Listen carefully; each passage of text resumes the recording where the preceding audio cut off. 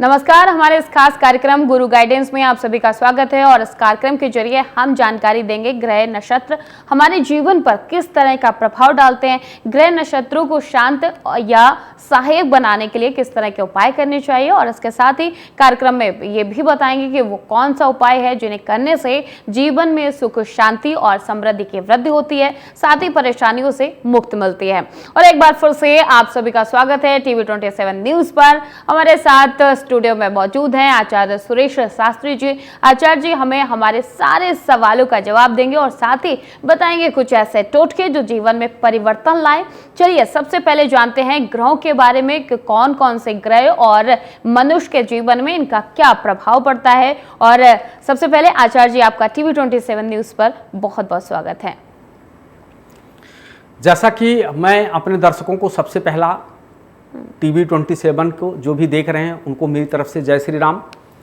और आज हम एक ऐसे ग्रह के बारे में बात करने वाले हैं जिनको हमेशा नेगेटिव कहा गया है, जिनके बारे में लोगों ने बहुत सारी भ्रांतियां उड़ा रखी हैं, बहुत सारी चीज़ें कर रखी हैं। ये काल सर्प दोष बना दिया, गुरु चंडाल योग बना दिया, या मतलब जो है राहु और शनि का योग जो है पिशाच योग बना दिया। बहुत सारे मतलब आज के जो 50 साल पहले कुंडली देखते थे उस तरीके का चीज़ें बहुत ज़्यादा बना रखे हैं।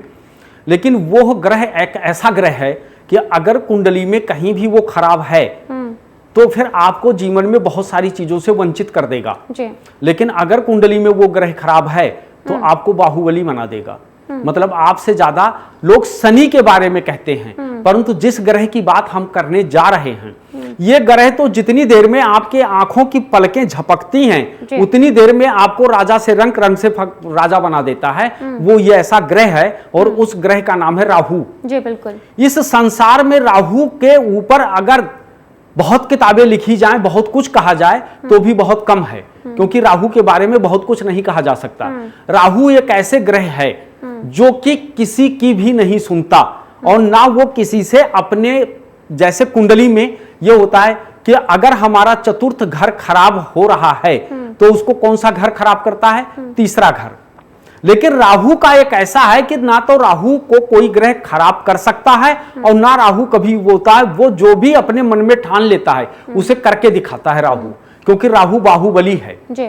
और राहु का नाम जब भी जुड़ता है तो दैत्य और देवताओं के बीच में जब भी संग्राम होता है या कोई ऐसे प्रसंग आता है तो उसमें राहु का नाम जरूर आता है।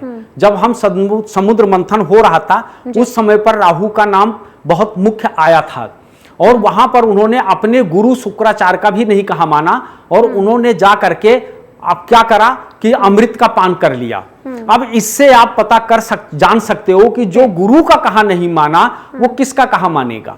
और राहु जो है बहुत बड़ा माया है, इतना बड़ा माया है कि वो माया से बहुत बड़ा संचार रच देता है जी। जैसा आपने नारद मुनि का नाम सुना, नारद मुनि ने ब्रह्मचारी होने का बात कहा, लेकिन ऐसा माया रचा कि वो किसी के पीछे दीवाने हो गए और उनसे शादी की बात करने लग गए। तो जब बड़े बड़े राजा, बड़े बड़े योगी, बड़े बड़े यति सती को वो जो है भ्रमित कर देता है, भ्रम में डाल देता है।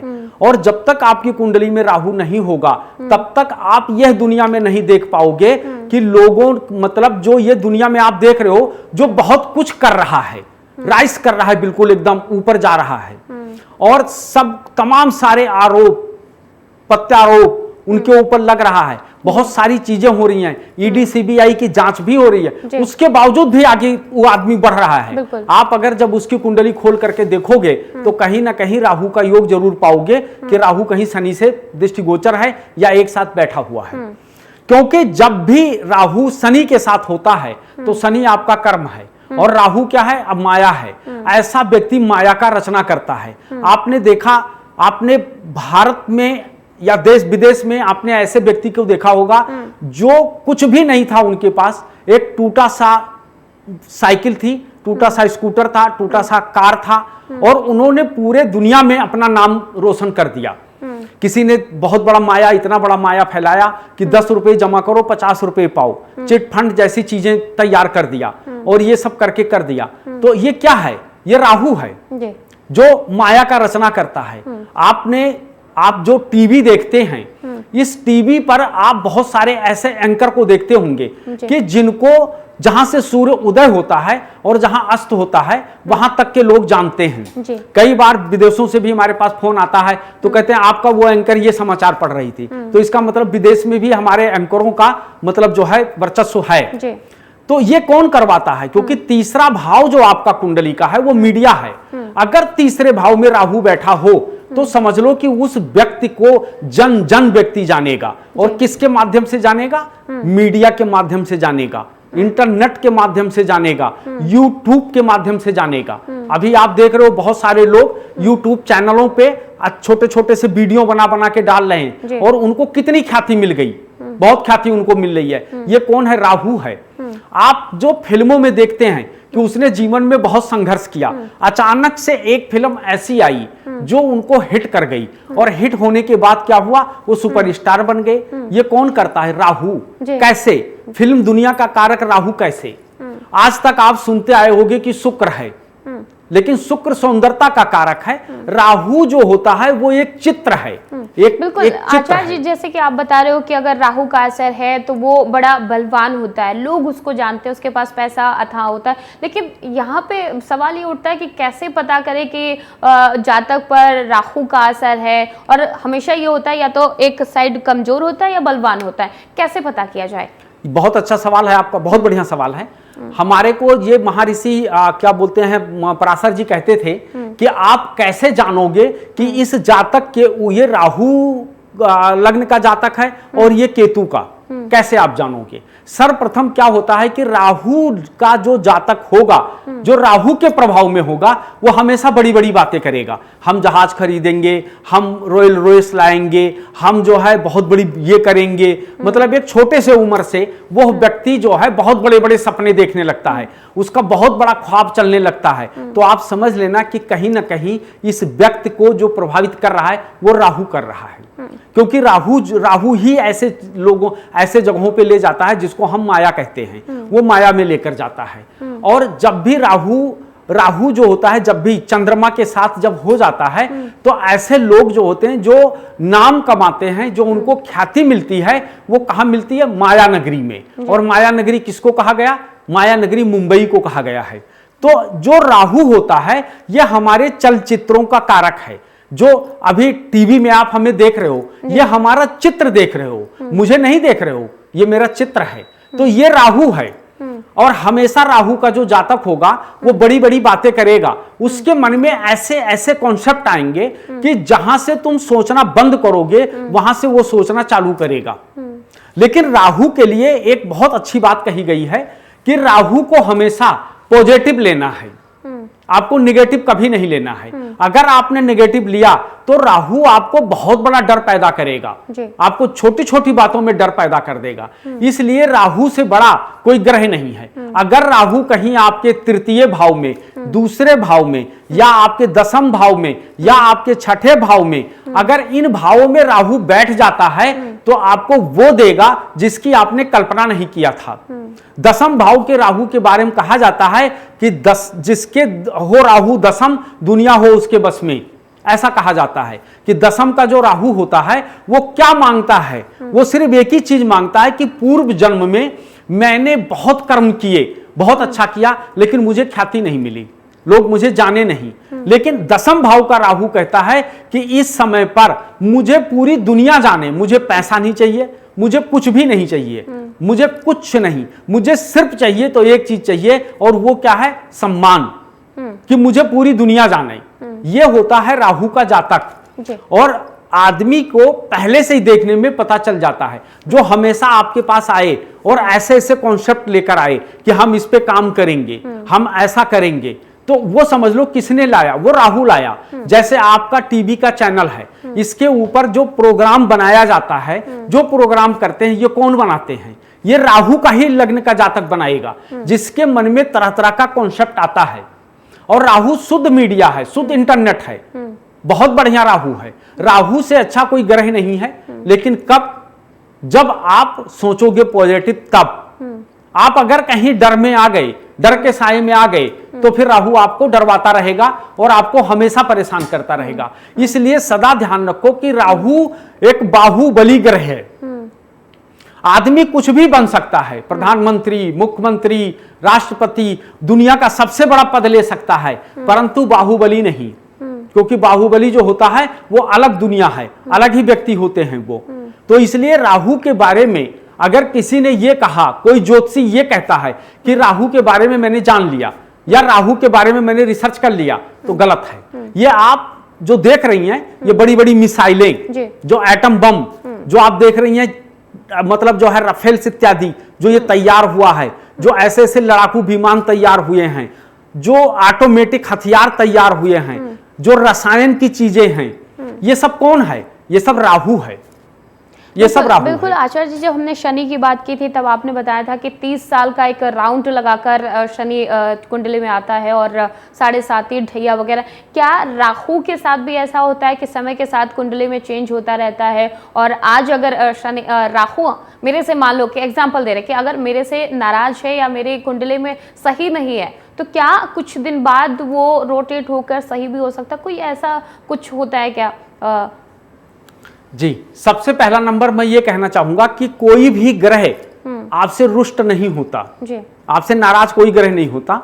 हमने कहा सबसे बड़ा नाराज कब होता है? जब कहीं ना कहीं आप अपने चतुर्थ भाव को एक्टिव कर देंगे। चतुर्थ भाव क्या होता है? बिस्तर पे पड़े रहना, सोना, कंफर्ट जोन में चले जाना, लग्जरीज जीवन में चले जाना। तो क्या होगा कि आपको हमेशा आपका कुंडली खराब हो गई, आपको उसमें नहीं जाना है। जैसे आप अगर अपने देश के टॉप 10 बिजनेसमैनों का नाम ले, तो क्या आपको ऐसा लगता है कि वो आराम कर रहे हैं या वो सो रहे हैं या वो मतलब लग्जरीज जीवन में चले गए? नहीं, वो हमेशा नया नया कॉन्सेप्ट लाते रहते हैं। आपने देखा माइक्रोसॉफ्ट कंपनी है जो बनाती है, आपने देखा होगा हर साल उसका विंडो चेंज हो जाता है। क्या ये जो इलेक्ट्रॉनिक चीजें हैं, इलेक्ट्रिक चीजों का तो मंगल होता है, इलेक्ट्रॉनिक चीजों का कारक राहु होता है। राहु हमेशा चेंजिंग मांगता है कि आप हमेशा चेंजेस करते रहो। जब आप चेंज करते रहोगे ना अपने स्टाइल को, अपने रहन सहन को, अपने खान पान को, क्योंकि राहु क्या है? राहु विदेशी कल्चर है। और विदेशी कल्चर जब आप स्वदेशी दुनिया में लाओगे, वहां लाओगे जहां पर मतलब शुद्ध भारतीय रहते हैं, तो वहां पर वो कल्चर थोड़ा सा लोगों को देखने में अटपटा लगेगा। जैसे राहु क्या है? राहु जो होता है वो भोजन है जिसको हम पिज्जा, बर्गर या हम उसको मतलब कैप्सी, मतलब बहुत सारे ऐसे भोजनों का नाम हम लेते हैं, वो राहु है। क्योंकि वो सारे विदेशी प्रोडक्ट हैं। हमारा प्रोडक्ट दाल, चावल, रोटी, सब्जी, ये है। ज्यादा से ज्यादा बहुत मन किया तो कढ़ाई पनीर और शाही पनीर और दाल मखनी। जी बिल्कुल। तो राहु क्या होता है कि राहु वो है जो हमारे वस्त्रों में छोटे छोटे कपड़े हैं, ये राहु है। अब हम अगर छोटे छोटे कपड़े पहन करके किसी धार्मिक स्थल पे जाएंगे तो शायद हमारे यहाँ के लोग उसको एक्सेप्ट नहीं करेंगे। तो इसलिए राहु को फॉलो करने के लिए आपको क्या करना होगा कि जैसे आप पहला नंबर आपका राहु बढ़िया हो जाए। आपने सवाल क्या किया कि हमारा खराब राहु को अच्छा कैसे किया जाए? तो खराब राहु को सबसे बढ़िया अच्छा करने के लिए क्या है? जो चीजें आपके लिए इलेक्ट्रॉनिक चीजें जितनी भी हैं, वो मोबाइल है, वो लैपटॉप है या वो इंटरनेट है, इनका प्रयोग जम के करना चाहिए। अगर आपके पास हमेशा इंटरनेट के जरिए आप कहीं ना कहीं कोई ना कोई चीजों पर बने रहो, उससे राहु आपका एक्टिव रहेगा। राहु जो होता है राजनीति का सबसे पहला ग्रह होता है। राहु के अंदर 4 क्रियाएं आती हैं, साम, दाम, दंड और भेद। अगर आपके पास 20,000 का मोबाइल है तो आप एप्पल का मोबाइल लो, उस चलाओ। अगर आपके पास में जो है लैपटॉप वैसा है तो एप्पल का लैपटॉप लो। जितने बड़े बढ़िया इलेक्ट्रॉनिक चीजों का प्रयोग करोगे उतना राहु आपका सही होगा। और दूसरी चीज, अगर आपका राहु खराब है तो आपको कैसे पता चलेगा कि मेरा राहु खराब है? जी बिल्कुल। आपके दिल दिमाग में हमेशा एक ही चीज आता रहेगा, निगेटिव चीजें। ये करूंगा तो क्या होगा? अगर मैं कसरत करूंगा, मैं अपनी बॉडी को फिट रखूंगा तो क्या होगा? इसका क्या प्रॉफिट हमको मिलेगा? अगर हम अच्छे कपड़े पहनेंगे तो क्या मिलेगा?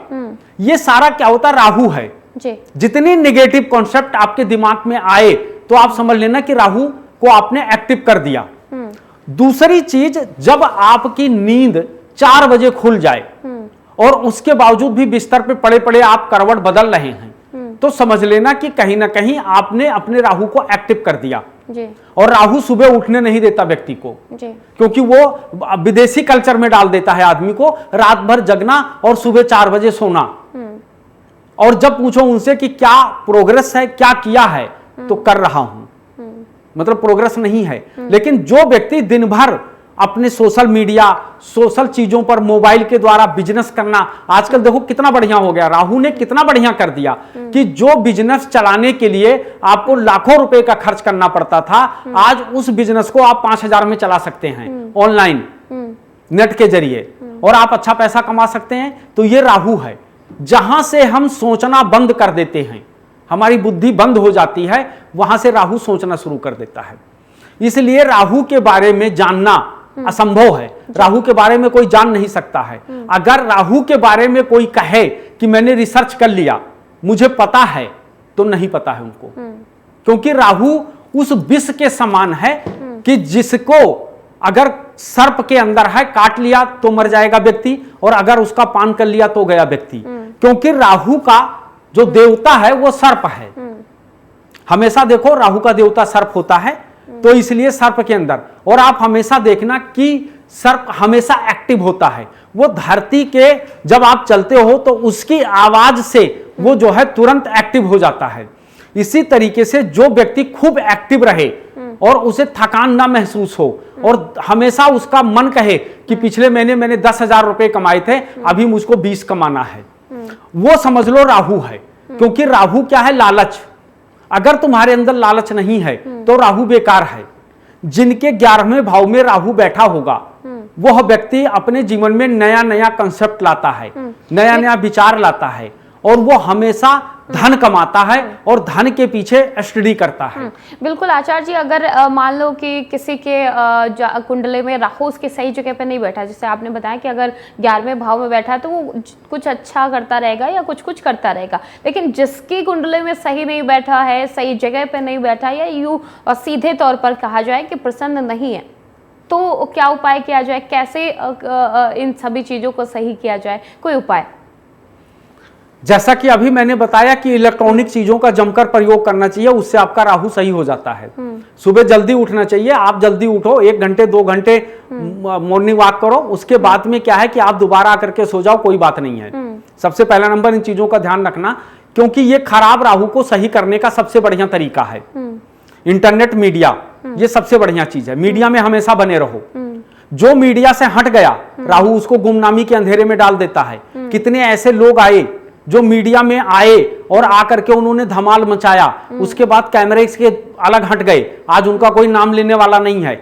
ऐसे चाहे वो फिल्मी दुनिया के लोग हों, चाहे आपका न्यूज एंकर हो, चाहे आपका जो है कोई सामान बेचने वाले हों, या कोई सा भी हो, जो मीडिया पर बना रहा उसको राहु ने ख्याति दिया, और जो मीडिया से हट गया उसको राहु गुमनामी के अंधेरे में डाल दिया। वो गुमनाम हो गया। वो कभी था लेकिन आज नहीं है।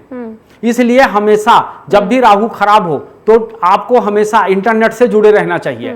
और आज के समय में तो अक्सर ऐसा होता है कि लोग मीडिया से जुड़े रहते हैं, इंटरनेट से जुड़े रहते हैं, स्क्रॉल करते रहते हैं रील वगैरह, तो क्या उसका भी एक इफेक्ट माना जाए कि राहु का इफेक्ट है उन पर? आप देखिए उनके ऊपर राहु का मतलब राहु का है, क्योंकि देखिए राहु कितना बढ़िया, मतलब वो लोग जो है कॉन्सेप्ट लेकर के आते हैं, ढूंढ ढूंढ करके लेकर आते हैं, कितनी प्रसन्नता के साथ वो बनाते हैं। और आप ऐसे लोग कि जिनको आप जानते भी नहीं थे, लेकिन आज यूट्यूब के माध्यम से उनको जानते हैं। तो कैसे जानते हैं उनको? क्योंकि उन्होंने राहु को एक्टिव किया, इसलिए उनको ख्याति मिली। अगर आपको ख्याति प्राप्त करना है कि देश दुनिया के लोग मुझे जाने, तो सबसे बढ़िया माध्यम जो है वो क्या है? इंटरनेट है। उसके बाद में तो और सारी विधि हैं, विधान हैं, सब कुछ करने का है। आप जितना मर्जी उतना कर लो, लेकिन जो हकीकत वैदिक ज्योतिष के जरिए जो आपको रेमेडी मिलेगा वो सिर्फ यही चीजें हैं कि आप इनका प्रयोग करो। आपका राहु खराब होगा तो सही हो जाएगा, और अगर सही है तो और एक्टिव हो जाएगा। लेकिन सबसे पहला नंबर, राहु उनसे बहुत नाराज होता है जो सुबह 8 बजे तक सोते हैं। आपको बीच में एक बार उठना चाहिए, 10 मिनट, 20 मिनट, 50 मिनट के लिए, 1 घंटे के लिए थोड़ा सा मॉर्निंग वॉक करो, सब कुछ करो, उसके बाद आराम करो।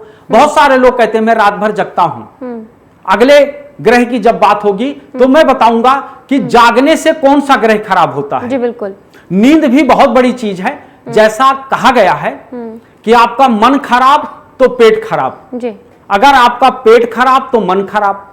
और जब भी आपका मन खराब होता है या आपका पेट खराब होता है तो हम कहते हैं कि आपका नींद खराब, आपका नींद तुरंत खराब हो जाता है, इसलिए नींद नहीं आएगा। तो इसलिए क्या है कि अपने आप को एक्टिव रखना राहु है, क्योंकि राहु हमेशा एक्टिव रहता है।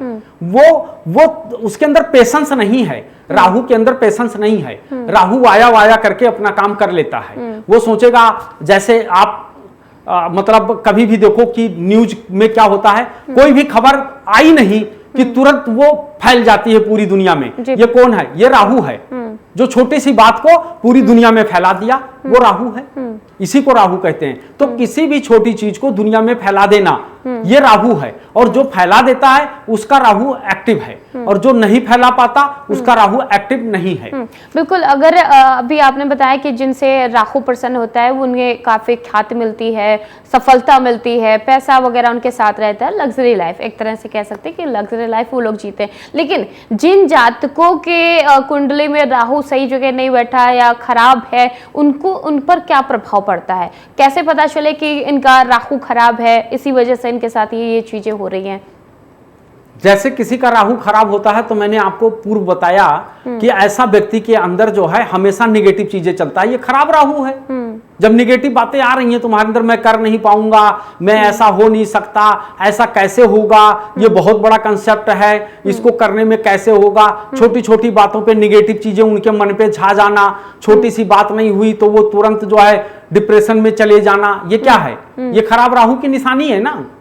राहु तो कभी डिप्रेशन में नहीं गया, राहु का सर कट गया फिर भी डिप्रेशन में नहीं गया, राहु ने छुपके से अमृत पान कर लिया तब भी नहीं गया।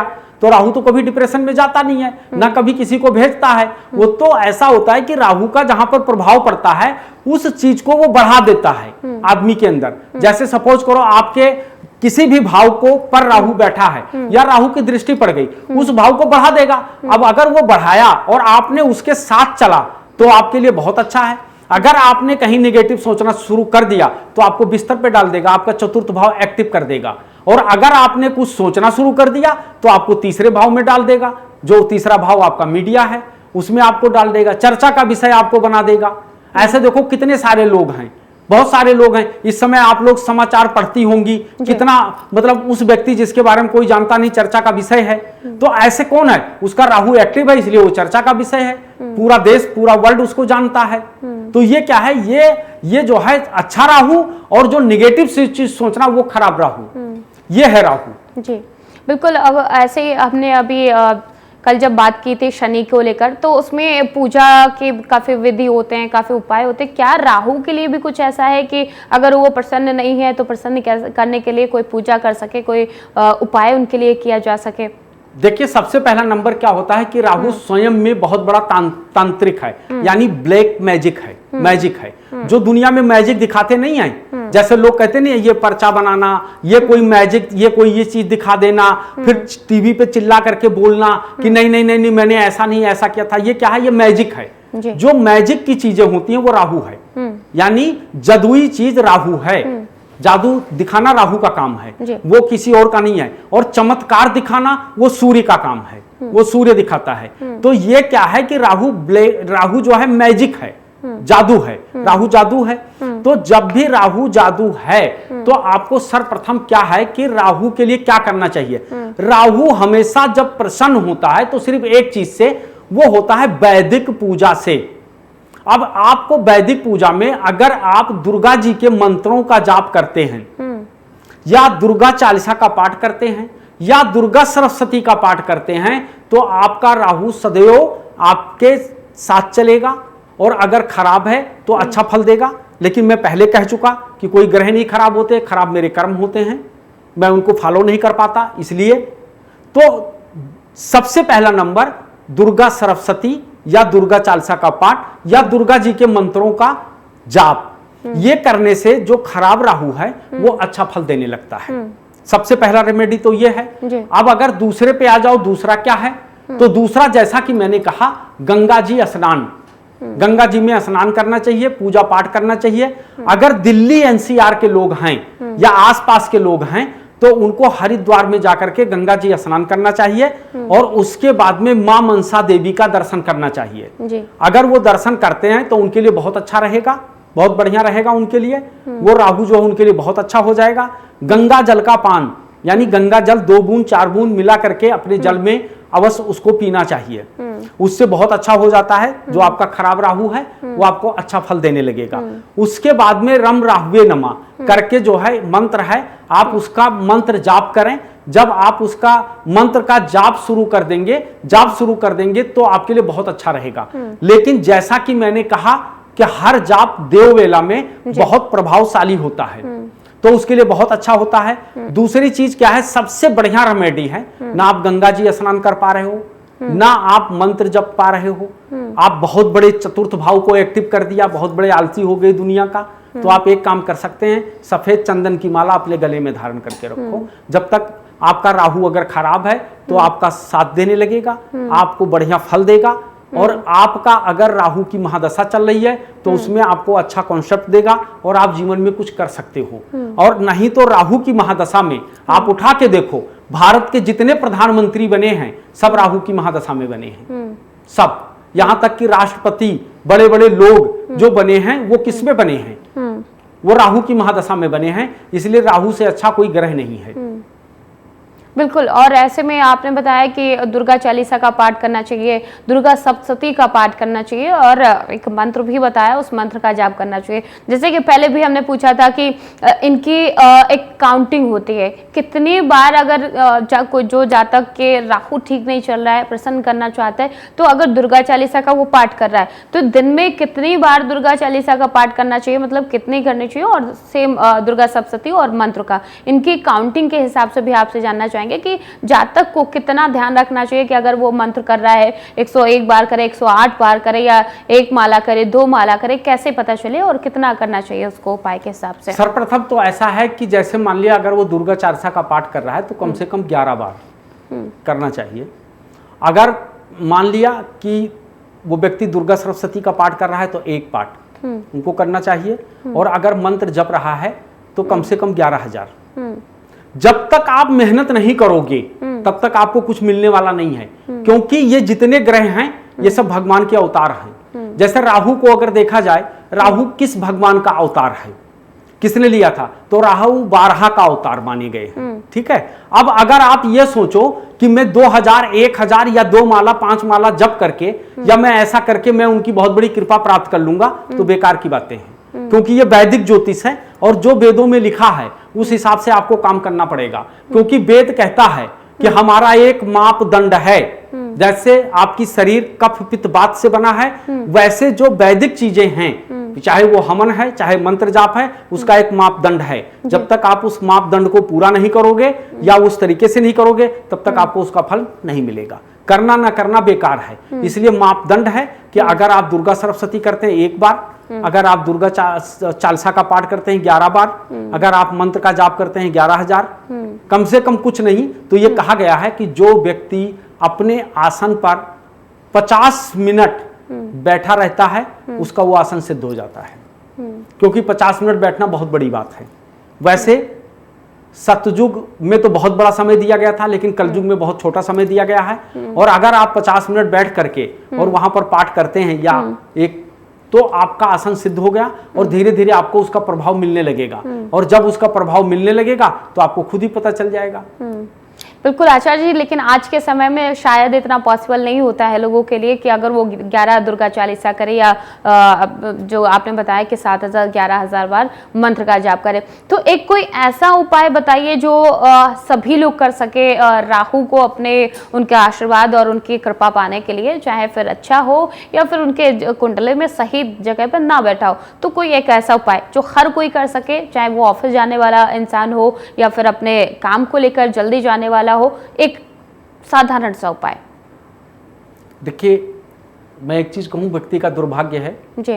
क्योंकि इसलिए दुर्भाग्य है कि जैसे हमारे नाना नानी मर गए, हमारे दादा दादी मर गए, हमको ना याद करते हुए फिर भी वो स्वतः याद आ रहे हैं। हम उनको याद करते हैं ना, बिना याद आए अचानक याद आ जाते हैं।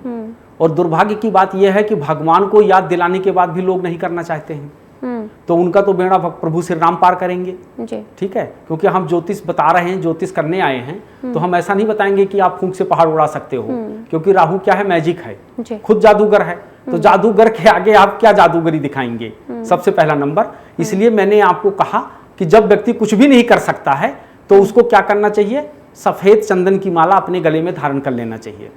आजकल लोग बहुत प्रचलित कहते हैं कि एक आदमी के ऊपर 7.5 ही चल रहा है, पंडित जी के पास गया, 11,000 मांगे, 5,000 मांगे, 2,000 मांगे, 4,000 मांगे, उसके बाद उन्होंने कहा चल बेटा कोई बात नहीं, तेरे पास 11 रुपया है, वही दे दे, मैं तेरा शनि का वो कर देता हूँ। कहने लगे महाराज 11 रुपये ही नहीं है। तो पंडित जी ने कहा कि बेटा मैं तुमको आशीर्वाद देता हूँ कि शनि तुम्हारा कुछ नहीं बिगाड़ पाएगा, क्योंकि ग्रह बिगाड़ते उनके हैं जिनके पास कुछ होता है, और जिसके पास कुछ है नहीं उसका क्या बिगड़ेगा, उसका तो कुछ बिगड़ने वाला नहीं है। तो जब आप कुछ करना नहीं चाहते हो तो सिर्फ एक ही चीज है कि आप सफेद चंदन की माला अपने गले में धारण कर लो और उसके बाद राम राम करो, बस राम राम जपते रहो, तो ईश्वर आपका कल्याण करेगा। बाकी देखो, सबसे पहला नंबर क्या है, ग्रहों से बचने का सिर्फ एक ही उपाय है, एक ही रेमेडी है। ये मैं आपको अपने पूरे प्रोग्राम में कहता रहूंगा। क्या कहता रहूंगा कि आप अपने कर्म सुधार लो, आपकी रेमेडी हो गई, आपका हर ग्रह शांत हो जाएगा, क्योंकि राहु भी शनि जैसा फल देता है। भी आपके जीवन में कुछ उथल पुथल चल रहा है, आपको लग रहा है कि आपका राहु सही नहीं है, तो आप भी अपने गले में सफेद चंदन की माला पहन सकते हैं और राम नाम ले सकते हैं, जिससे आपको भी राहु की कृपा मिली रहेगी। लेकिन हमारे शो गुरु गाइडेंस में आज इतना ही। कल हम जानेंगे अगले नक्षत्र के बारे में, और ऐसे में तब तक आप बने रहिए TV 27 न्यूज के साथ। नमस्कार।